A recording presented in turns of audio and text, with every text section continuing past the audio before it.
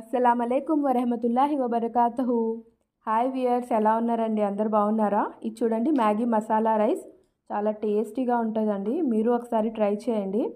ఒక కడాయిలో 2 spoons butter అండి, లేదా బటర్ క్యూబ్స్ వేసి అందులో ఈ వెజిటేబుల్స్ వేయాలండి. ఇక్కడ చూడండి, నేను స్వీట్ కార్న్, పచ్చి బఠానీ, carrot, onions, capsicum, green chillies ఇవి పెట్టానండి. మీరు కావాలంటే ఇంకా ఏమైనా వెజిటేబుల్స్ ఎక్సెస్గా యాడ్ చేయొచ్చు. ఇప్పుడు ముందుగా ఆనియన్స్ వేసి ఒకసారి మంచిగా మిక్సప్ చేయండి. ఇప్పుడు క్యారెట్ వేయండి, అన్ని వెజిటేబుల్స్ యాడ్ చేసేయండి.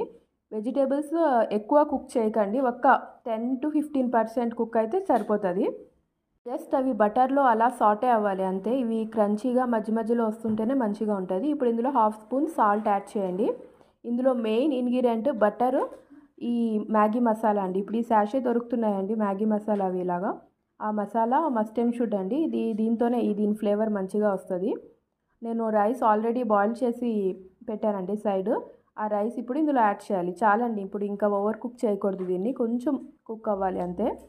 ఇప్పుడు చూడండి, రైస్ 1 బౌల్ రైస్ వేసానండి. ఇందులో మొత్తం మిక్సప్ చేసేయండి.